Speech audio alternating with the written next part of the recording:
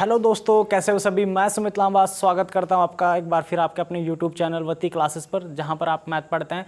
तो जैसे ही आपको पता है कि हमने एक सीरीज स्टार्ट की है आरआरसी ग्रुप डी के प्रीवियस पेपर, जिसमें आज हम दूसरा पेपर सेट को सॉल्व करेंगे। और एक जो क्लास है जिसमें चैप्टर वाइज चल रही है, मैं शाम को अपलोड करता हूँ, जहाँ पर हमारा चैप्टर चल रहा है प्रॉफिट एंड लॉस। तो आप उनको भी जाकर देखिएगा, वहाँ पर पूरी चैप्टर वाइज पूरा बेसिक से, और बेसिक से मतलब चल रहा है उसमें, और तो उसको भी जाकर देखिएगा। तो आज हमने पेपर सेट लिया है रेलवे का ग्रुप डी का सेकंड पेपर। तो सेशन को स्टार्ट कर लेते हैं। और हमेशा की तरह मैं यही बोलूँगा कि ये मेरा यूट्यूब चैनल है, प्लीज़ गाइज इसको शेयर कीजिएगा, सब्सक्राइब कीजिएगा। और सेशन आपको कैसा लगता है और कैसा आप मतलब सीख पाते हैं तो कमेंट करके ज़रूर बताइएगा। तो आइए स्टार्ट कर लेते हैं आज का अपने सेशन को। तो हमारा जो आज पहला क्वेश्चन है वो है कि a माइनस बी का cube plus B minus C का cube minus C minus A का cube upon 3a minus B into B minus C C minus A, ये सब इंटू में, मतलब ये एक फॉर्मूला टाइप बन रहा है। तो इस क्वेश्चन को देखिए कैसे करेंगे। यहाँ पर आपको वैल्यू पुटअप करनी है, क्योंकि एक फॉर्मूला बेस बन रहा है। तो आप इसको वैल्यू पुटअप कर ले, एग्ज्यूम करनी है आपने वैल्यू। तो एक बात का हमेशा ध्यान रखिएगा, तब भी आप इस तरीके के क्वेश्चन सॉल्व आउट करते हैं। तो इसमें ए बी सी तीनों की वैल्यू रखनी होती है, और तीनों की वैल्यू आपको सेम नहीं रखनी होती। अगर आप इसको सेम रख लेंगे तो वो सब मतलब इनफाइनिटी बन जाएगा। तो ऐसे मतलब इसका कोई आंसर नहीं निकलेगा। इसलिए आपने ए बी सी तीनों की वैल्यू को अलग अलग पुटअप करना है। तो आइए करते हैं। ए सिंपल वैल्यू मान लो, ए की वैल्यू 1 मान ली, बी की वैल्यू 2 मान ली, एंड सी की वैल्यू 3 मान ली। अब इन वैल्यू को आपने कुछ नहीं करना है, इन वैल्यू को आपने सिर्फ सीधा सीधा इसमें पुटअप कर देना है। तो ए की वैल्यू 1 माननी है, तो 1 माइनस बी की वैल्यू 2 प्लस बी कितना है 2, सी कितना है 3 प्लस सी कितना है 3, ए कितना है 1। बस सिर्फ आपको वैल्यू को पुटअप कर देना है इसमें। यहाँ पर a माइनस 2, बी की वैल्यू कितनी है 2 माइनस 3, और ये कितना है 3 माइनस 1। ठीक है, चलो एक में से माइनस 2 गए, माइनस 1 बचा, और माइनस 1 का क्यूब कितना बनेगा, माइनस 1 ही बनेगा। फिर यहाँ पर देखें, 2 में से 3 गया माइनस 1, और माइनस 1 का क्यूब भी माइनस 1। जब माइनस 1 और प्लस 1 तो माइनस 1 ही बन जाएगा। फिर 3 में से 1 गया, कितने बचे 2, 2 का क्यूब कितना आता है 8। फिर यहाँ पर देखें, ये तो 3 मल्टीप्लाई, 1 में से माइनस के 2 गए, माइनस 1 बचा, तो माइनस 1। फिर इंटू, फिर यहाँ पर भी माइनस 1, ये कितना 3 में से 1 गया 2। अच्छा ये तो क्यूब नहीं है ना यहाँ पर, तो कितना बचा 2। ठीक है, अब ये माइनस वन तो प्लस हो जाएगा, यानी कि माइनस के 2, और एफ है देखो माइनस के 2, क्योंकि माइनस वन है प्लस हो जाएगा, निशान माइनस का ही रहेगा, प्लस 8। फिर यहाँ पर देखें, 3 की गुणा माइनस 1 में की माइनस 3, और माइनस 3 की जब मल्टीप्लाई माइनस 1 में करेंगे, यानी कि माइनस की गुणा जब माइनस में करते हैं तो प्लस हो जाएगा, और 3 का 3 ही रहेगा। 3 गुणा इधर 2, समझ में आ रहा है ना। माइनस 2 प्लस 8, प्लस 8 के ज़्यादा है तो माइनस तो हो जाएगा, और निशान किसका रहेगा प्लस का, तो 6, और नीचे भी कितना 3 दूनी 6। तो कितना आंसर बना इसका 1। कितना आंसर बनेगा 1 आंसर बनेगा। देखिए ऐसे क्वेश्चन को करने के लिए आपने वैल्यू पुटअप करनी है, और वैल्यू आप ए बी सी तीनों की रखेंगे, लेकिन तीनों की आप वैल्यू अलग अलग करेंगे। तो ए की वैल्यू 1, बी की वैल्यू 2, और सी की वैल्यू 3 रखी। और आपने आगे कुछ नहीं करना, सिर्फ यहाँ पर सिंपली आपने क्या किया है कि वैल्यू को पुटअप किया है, और वैल्यू को पुटअप करने के साथ आपका आंसर बना है। तो इस क्वेश्चन में ज़्यादा कुछ था नहीं, चलते हैं नेक्स्ट क्वेश्चन की तरफ।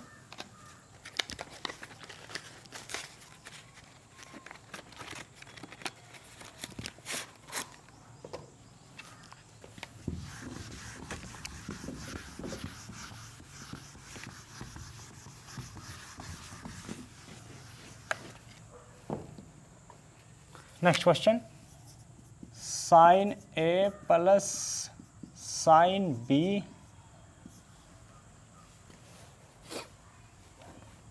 ब्रैकेट नहीं है, plus cos A plus cos B upon sine cos A minus cos B और sine A minus sine B, sine A minus sine B. देखिए ट्रिग्नोमेट्री से जो क्वेश्चन है हमारा कि भाई sine A plus sine B cos A plus cos B upon में cos A minus cos B और sine A minus sine B. देखिए वैसे तो इसका डायरेक्टली जो आंसर 0 हो जाएगा अगर आपने अच्छे से प्रैक्टिस की हुई है, तो आप इसको देखकर ही बता देंगे, लेकिन हम इसको एक मतलब कॉन्सेप्ट के जरिए करेंगे तो कर लेते हैं। सबसे पहले आप इसका एलसीएम ले लीजिएगा, एलसीएम ले, कोस ए माइनस कोस बी फिर sign A minus sine B. अब आपको पता ही है जब आप एलसीएम लेंगे तो ये मल्टीप्लाई हो जाती है, तो इसकी मल्टीप्लाई यहाँ पर तो साइन ए स्क्वायर प्लस इसके साथ में अच्छा माइनस रहेगा क्योंकि माइनस है, माइनस साइन स्क्वायर बी, ये हो गया यहाँ पर, फिर क्या है कोस स्क्वायर ए माइनस कोस स्क्वायर बी, ये हो गया यहाँ से। अब आप एक बात बताएं, इसको और इसको जब आप ऐड करेंगे भाई साइन स्क्वायर ए प्लस कोस स्क्वायर ए तो 1 ही बनता है, 1 बनेगा भाई, साइन स्क्वायर ए प्लस कोस स्क्वायर ए 1 बनता है तो 1। अब यहाँ पर क्या बचा, यहाँ पर बचा साइन स्क्वायर बी और कोस स्क्वायर बी, तो sine square B plus cos square B ये बचा, और अपॉन में ये सेम बचेगा cos A minus cos B और sine A minus sine B. ये यहाँ पर कितना बना 1, ये तो 1 है, कितना 1, ये माइनस पहले से, ये माइनस। अब एक बात बताएं, sine square B plus cos square B ये भी तो वैल्यू 1 ही बनती है, 1, और अपॉन में जो था ये इसके अपॉन में ही रहेगा। अब एक बात बताएं, +1 और -1 कितना होगा 0, तो ये कितना बना 0। अब 0 के अपॉन में कुछ भी हो यहाँ पर, ये था तो ये भी 0 ही रहेगा, तो आपका आंसर कितना रहेगा 0 रहेगा। ये कैंसिल आउट हो जाएगा तो वैल्यू 0 की 0 रहेगी। देखिए कैसे हुआ, ये हमें बताना था, मतलब इसका मान हमें बताना था क्या रहेगा। आपने एलसीएम लिया, इसकी मल्टीप्लाई यहाँ, इसकी मल्टीप्लाई यहाँ, ये आया, फिर साइन स्क्वायर है कोस स्क्वायर ए को जो प्लस होता है तो 1 बनता है, फिर इनकी वैल्यू भी 1 बनेगी, तो एक प्लस का 1 एक माइनस का 1 और प्लस माइनस आपस में कैंसिल आउट हो जाते हैं, तो कितना बचेगा 0, और अपॉन में कुछ भी हो तो 0 का आंसर 0 ही रहता है। चलते हैं नेक्स्ट क्वेश्चन की तरफ।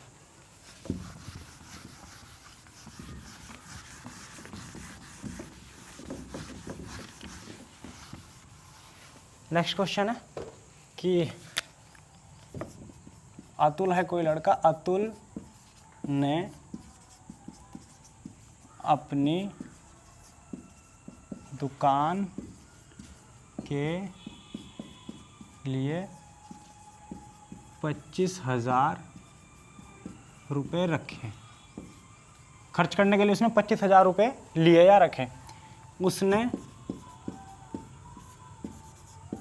30% दुकान की फिनिशिंग पर तथा 20% फर्नीचर पर खर्च किए, तो अब अतुल के पास कितने रुपए बचे।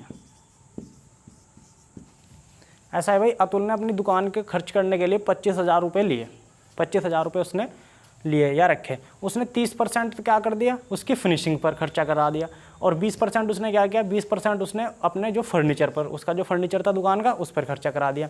तो अब एक बात बताएं, अब उसके पास कितने पैसे बचे, तो देखो सीधी सी बात है, इसमें तो कुछ करने की ज़रूरत है ही नहीं। 30% तो उसने एक खर्च किए प्लस 20% उसने एक खर्च किया, तो टोटल कितना खर्च हो गया 50%, बचा कितना 50%। समझ में आया भाई, 30% एक खर्च किए, 20% एक खर्च किए, तो बचे कितने 50%। जो भी खर्च हुआ 50% ही हुआ, और जो बचे वो भी 50% ही हुआ। तो कितने थे 25,000, तो 25,000 में से 25,000 का 50% कितना बनता है, यानी कि आधा कितना बनता है 12,500। तो यही आपका आंसर, इसमें तो कोई करने वाली बात थी ही नहीं, ये तो बहुत सिंपल क्वेश्चन रहा होगा उस टाइम। तो चलते हैं आगे।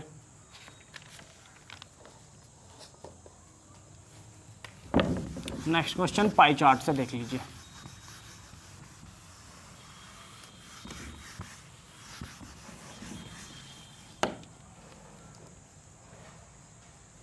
भाई ये पाई चार्ट बना है आपका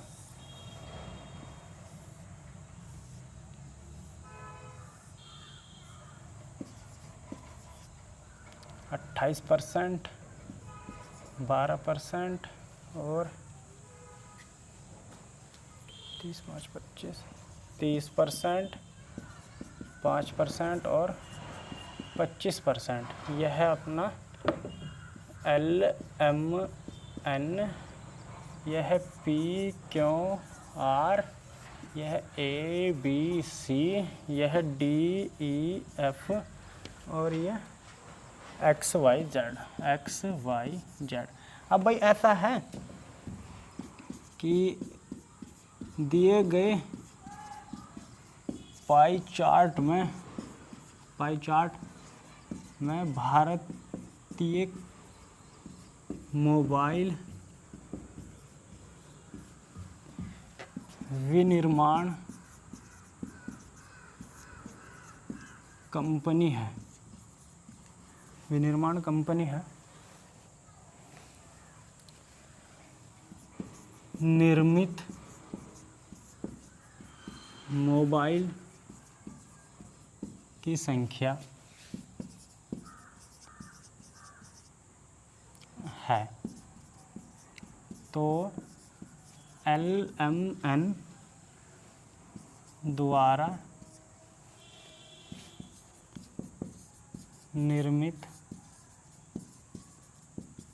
मोबाइल की संख्या बताएं। ऐसा है भाई, देखें आप,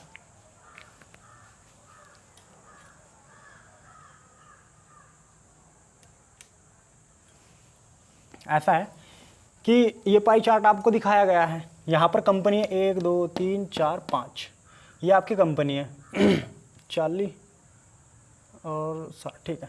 ABC, LMN, DEF, PQR और XYZ ये आपकी कंपनियां हैं। और इसने क्या कहा कि ये इतना भाई माल बनाती है, कितने मोबाइल बनाती है या माल बनाती है, जो भी बनाती है, कि बनाती है भाई 12,40,000। ये 12,40,000 बनाती है सारी की सारी कंपनियां, ठीक है। तो अब बताना है कि LMN द्वारा कितने मोबाइल बनते हैं, अब बताना है। एक बार बताएं आप, ये परसेंट में है सारी चीज़ें, ये कितना रहता है, ये परसेंट है, क्या है, परसेंट है, क्या है ये भाई, ये परसेंट है। तो ये 100% रहता है ना भाई, इनको जोड़ो 100 ही रहेगा ये। तो 100 की वैल्यू इसने दी है, 100% की वैल्यू इसने कितनी दी है, 12,40,000। तो 1% की वैल्यू कितनी आएगी यहाँ से निकल कर, 2 - 2 0 हटा दें, कितनी, ये आ गई, ये आ गई ना भाई, 12,400 आ गई। अब किसकी पूछी है उसने, LMN की पूछी है। तो LMN कितना है, 30% है। तो 1% की वैल्यू इतनी, तो 30 की बतानी है, 30 की तो बतानी है। तो 1 2 3 3 0 तो वैसे ही रख लो, 3 चौक 12 और 3 दूनी 6 और 1 7 और 3 कम 3, तो कितनी बनेगी, ये बन गई 3,72,000 मोबाइल बनाएगी। कौन बनाएगी, LMN 3,72,000 मोबाइल बनाएगी। कैसे भाई, 100% की वैल्यू उसने इतनी दे दी, 1 कितनी दे दी, और LMN के कितने पॉइंट है, 30 है। तो 30 की मल्टीप्लाई आप उसमें कर देंगे, तो यही आपका आंसर रहेगा। चलते हैं नेक्स्ट क्वेश्चन की तरफ।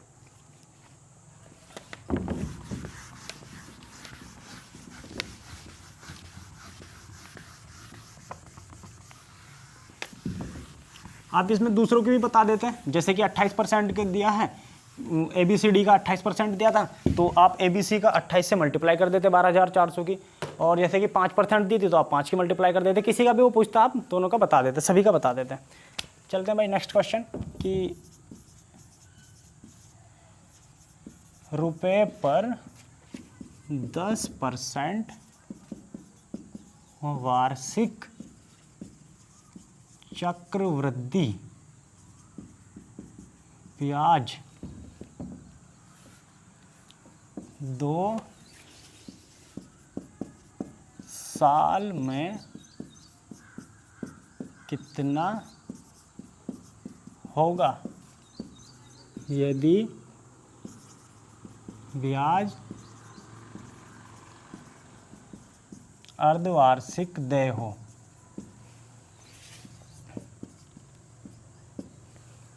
1,60,000 पर भाई 1,60,000 पर 10% वार्षिक चक्रवृद्धि ब्याज की दर से 2 साल में चक्रवृद्धि ब्याज कितना होगा यदि ब्याज अर्धवार्षिक हो। अर्धवार्षिक का मतलब है कि एक साल में 2 बार ब्याज लिया जाता हो। तो जब भी अर्धवार्षिक की बात आती है ये, तो इसमें क्या करेंगे, अर्धवार्षिक में देखो लिख लें आप, अर्धवार्षिक में आप क्या करेंगे, दर को आधा कर देंगे, दर आधी हो जाएगी, समय में 2 की मल्टीप्लाई कर देंगे। ठीक, तो यहाँ पर दर कितनी है, 10%। दर कितनी है, 10% है। इसको आधा कर दो तो दर कितनी बन जाएगी, 5% बनेगी दर। दर कितनी बन जाएगी, 5%। और समय कितना है यहाँ पर, 2 साल, तो 2 की और मल्टीप्लाई, तो समय कितना हो जाएगा, 4 वर्ष। समझ में आया। अब रख दो 1,60,000 मल्टीप्लाई, इसमें क्या होता है भाई कि जो भी दर है वो 100 में जोड़ दी जाती है। चक्रवृद्धि ब्याज में जो भी दर है वो 100 में जोड़ दी जाती है। तो दर कितनी है, 5 है, तो जोड़कर 100 में जोड़कर कितनी बन जाएगी, 105। और अपोन में 100 रखते हैं परसेंट हटाने के लिए। कितनी बार है, 4 साल है ना, तो 4 बार लिख दो इसको। 1 बार लिख दिया, 2 बार हो गया, 3 बार। ये पूरा कॉन्सेप्ट, इसमें कोई ट्रिक नहीं है, इसको आप कभी नहीं भूल सकते। तो आप ऐसे कर देंगे इसको अब काट दो, ये 2 0, ये 2 0, और कितना बचा, 1 2 3 4, 1 2 3 4, हाँ ये कट गई। फिर 21, फिर 20, फिर 21, फिर 20। ये देखो 21 पंजे 105 और 20 पंजे 100। इसको आपने ऐसे काट दिया। फिर इसको काटो, ये 8 से कैंसिल हो गया, ये 10 से कैंसिल हो गया, ये 4 से कैंसिल हो गया, ये 5 से कैंसिल हो गया, ये 4 पंजे 20 हो गया। फिर इसको काटो 21, फिर ये काटो 21।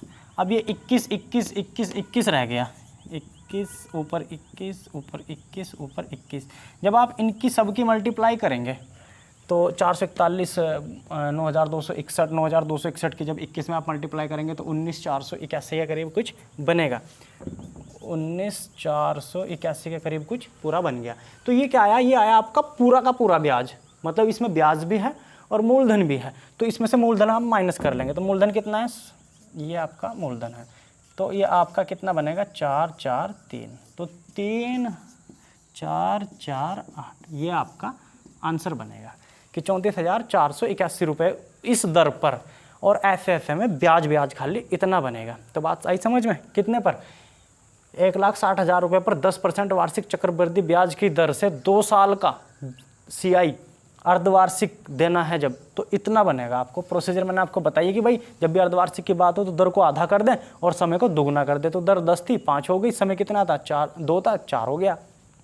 और फिर आपने इसको फॉर्म इस तरीके से आपने रखना है। तो जितनी भी दर है उसको आपने 100 में ऐड कर लेना है, और जितनी भी बार है उतनी बार मल्टीप्लाई कर लेंगे। तो दर 5 थी, 100 में ऐड किया 105, और परसेंट हटाने के लिए आप 100 से मल्टीप्लाई करते हैं, डिवाइड करते हैं। और समय कितना था, 4, तो 4 बार लिख लेंगे, 1 2 3 4। अब आप इसको सिर्फ आपने कुछ नहीं किया, कैंसिल आउट करके आंसर आपने दिखाया है। चलते हैं नेक्स्ट क्वेश्चन की तरफ।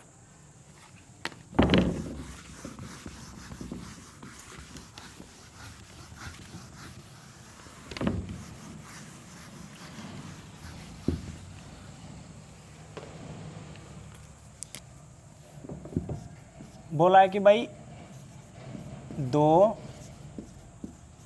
सह अभाज्य संख्याओं का HCF बताओ। HCF बताना है, किसका बताना है, 2 सह अभाज्य संख्या। अभाज्य संख्या क्या होती है, जो अपने आप से या 1 से कटे। 2 3 5 7 9 11 13 डॉट डॉट डॉट, आगे जो भी आती रहेगी। अब एक बात बताओ, आप इसका एलसीएम निकालना, कितना बनेगा, ये किससे कटेगा, ये अपने आप से ही कट रहा है या फिर 1 से कट रहा है, तो इसका HCF 1। इन दोनों का निकालना, ये भी अपने आप से कटता है, 1 से कटता है तो 1। इन दोनों का निकालना कितना, 1। और आगे अगर कोई आया 17, किससे कटेगा? 1 से। तो कितना आंसर बनेगा? एक आंसर। ये तो सिंपल है बहुत ही, ये तो आप थ्योरी में वैसे भी पढ़ लेते हैं इसको। समझ में आया ना भाई? अभाज्य संख्या क्या होती है? जो सिर्फ अपने आप से कटती है या फिर 1 से कटती है। तो इन दोनों का कितना बनेगा? ये सिर्फ अपने आप से 1 से कटती है, तो 1 ही इसका HCF बनेगा। ठीक है, चलो नेक्स्ट क्वेश्चन की तरफ।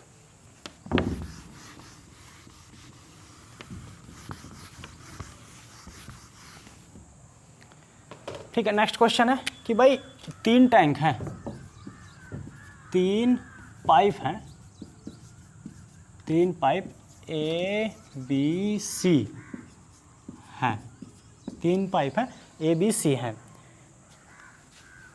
ABC है। तो A व B पाइप मिलकर टैंक को, A व B पाइप मिलकर टैंक को 6 घंटे में भरते हैं, 6 घंटे में भरते हैं, तथा B व C मिलकर 10 घंटे में भरते हैं, 10 घंटे में भरते हैं।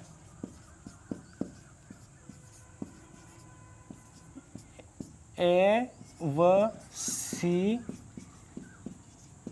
मिलकर 7 से 1/2, A व C मिलकर 7 से 1/2 घंटे में भरते हैं।